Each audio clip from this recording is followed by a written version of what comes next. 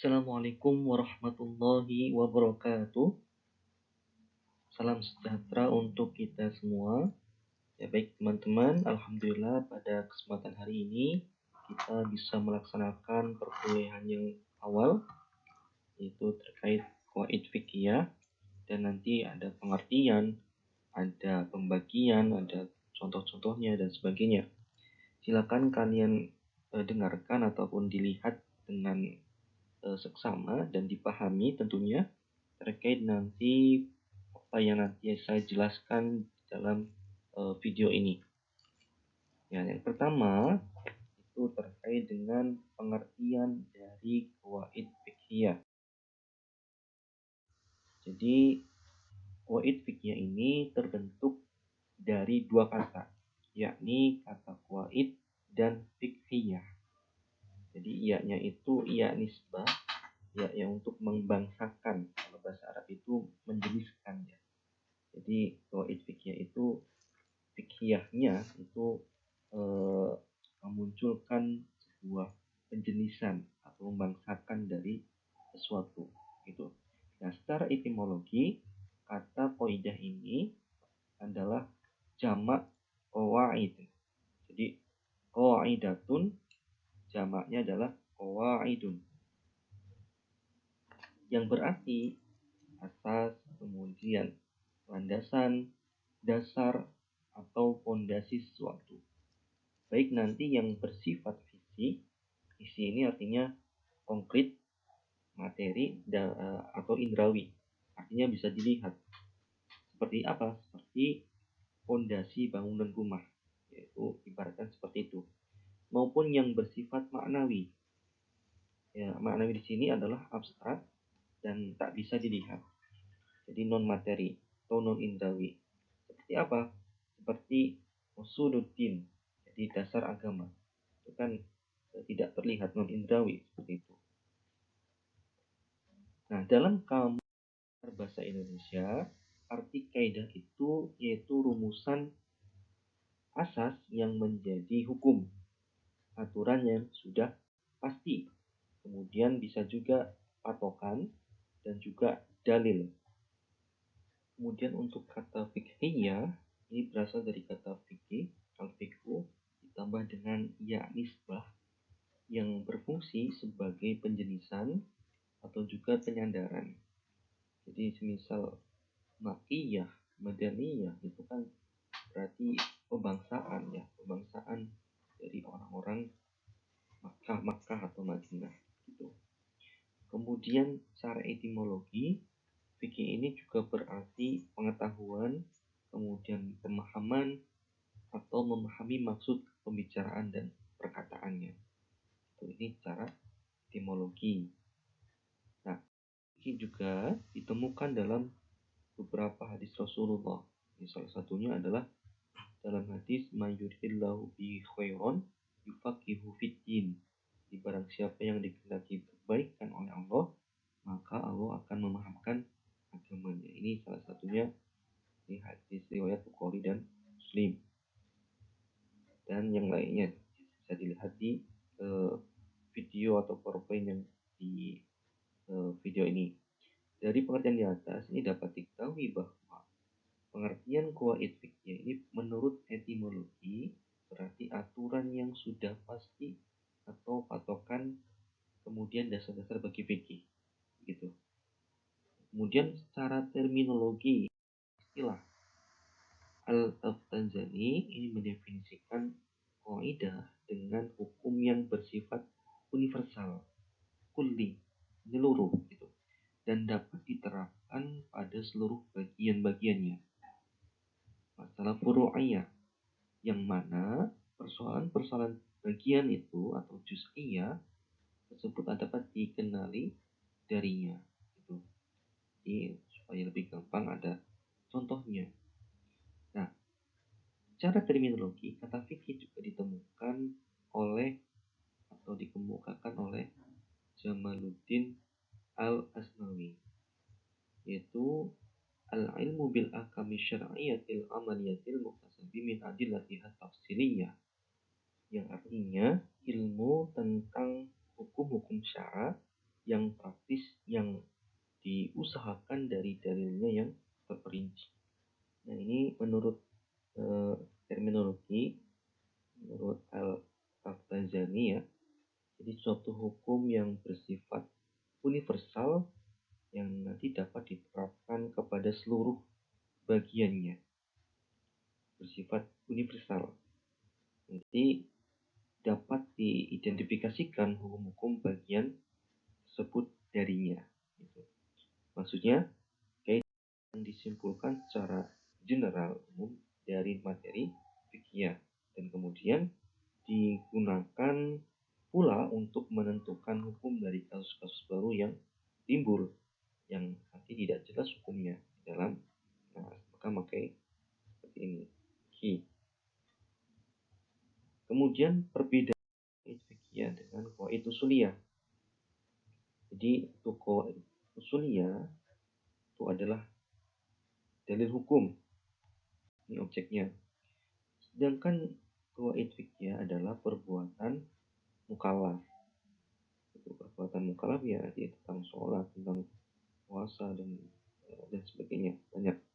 Dan misalnya contohnya adalah pada kaidah usul fikih itu al aslu fil amri lil wujub, bahwa asal dalam perintah itu menunjukkan hukum wajib. Nah, kaidah ini tidaklah mengandung suatu hukum syar'i, tetapi dari kaidah ini kita bisa mengambil hukum bahwa setiap dalil baik nanti Al-Quran maupun hadis yang bermakna perintah ini menunjukkan wajib. Gitu ya. Berbeda dengan kaidah fikih seperti ad-dararu yuzal, bahwa kemudaratan mesti dihilangkan. Nah, dalam kaidah ini mengandung hukum syar'i bahwa kemudaratan itu wajib dihilangkan. Untuk yang al-aslu fil amril wujub, contoh ya, wa aqimus shalah wa atuz zakat. Nah, wa aqimus shalah itu kan perintah mendirikan sholat. Nah, kata amr ini menunjukkan wajib karena ini sudah ada kaidahnya. Lalu qawaid usuliyah ini sebagai sarana istinbat hukum untuk menciptakan atau mengeluarkan hukum. Sedangkan qawaid fikih sebagai usaha menghimpun dan mendekatkan ketentuan hukum yang sama dan nanti untuk memudahkan pemahaman fikih gitu. Itu bedanya. Kemudian qawaid usuliyah ini bersifat kebahasaan dan kaidah fikih nanti bersifat kurang. Karena ketika bersifat kebahasaan, jadi bahasanya adalah terkait dengan aturan-aturan dalam dalilnya gitu. Baik nanti amar dari nahi dari lafadznya gitu. Jadi bersifat kebahasaan.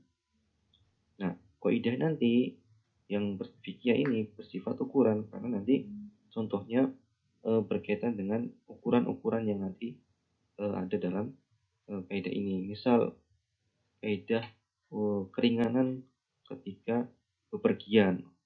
Jadi ketika sudah memenuhi jarak tertentu, kita bisa melaksanakan sholat qashar atau jamak gitu. Ini ranahnya kaidah fikih. Selanjutnya untuk empat bagian dari qawaid fikih ini. Yang pertama, al-qawaid fikih al-asasiyah al-kubra, yaitu kaidah-kaidah fikih yang bersifat dasar dan mencakup berbagai bab dan permasalahan fikih. Ini yang pokoknya itu. Ada al-umuru bimaqasidiha, al-yaqinu la yuzalu bisyak, kemudian al-masyaqqatu tajlibut taysir, kemudian ad-dararu yuzalu, dan yang terakhir al-'adatul muhakkamah. Al-'adatul muhakkamah. Itu.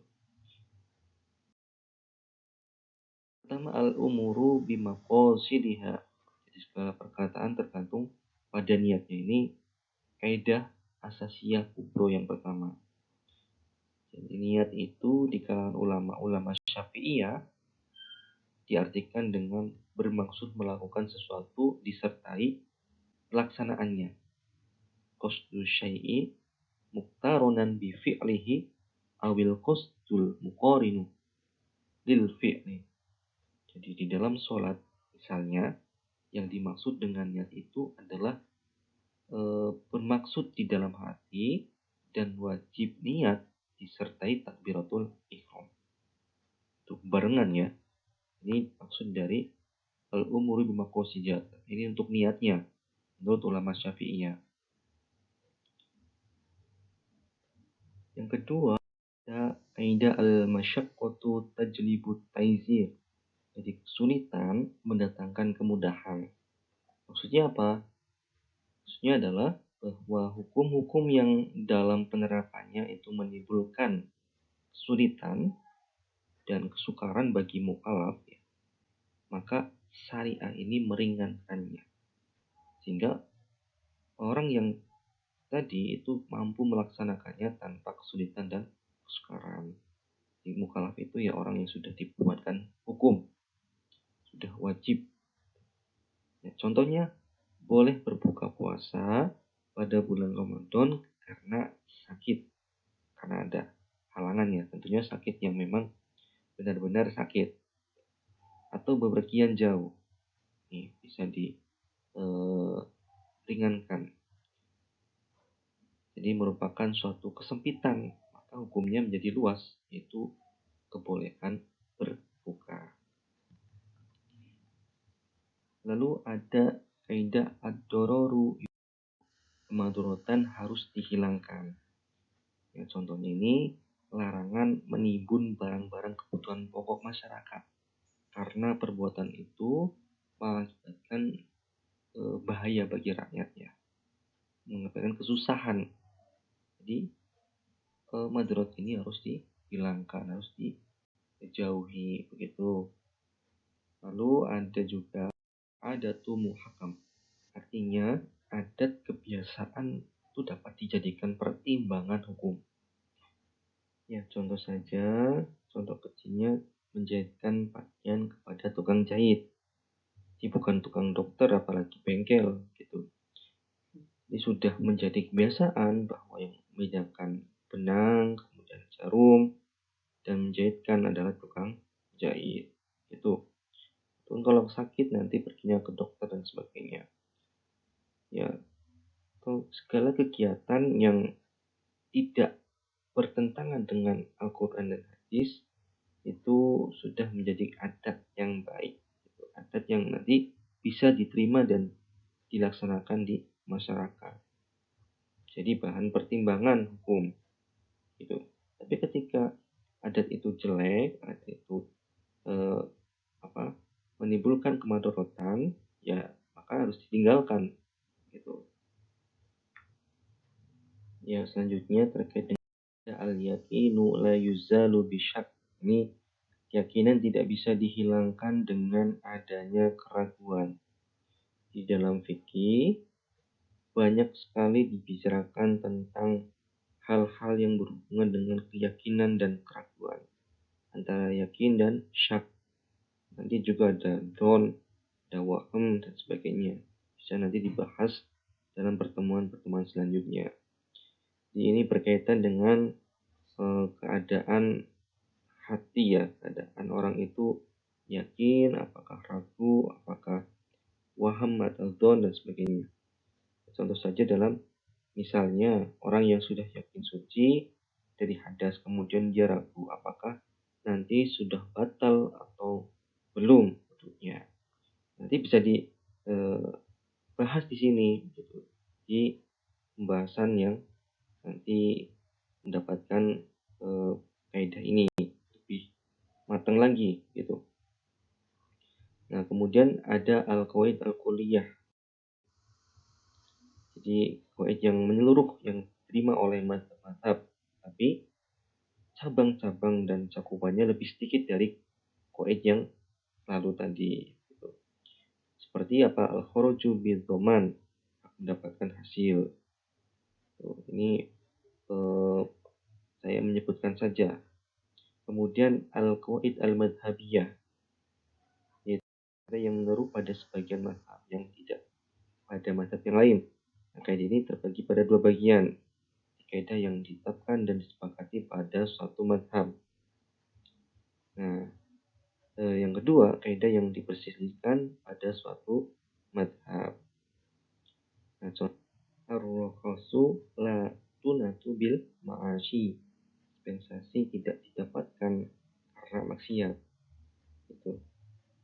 Nah, ini masyhur di kalangan mazhab Syafi'i dan Hambali, tapi tidak di kalangan mazhab Hanafi dan dirinci di kalangan mazhab Maliki.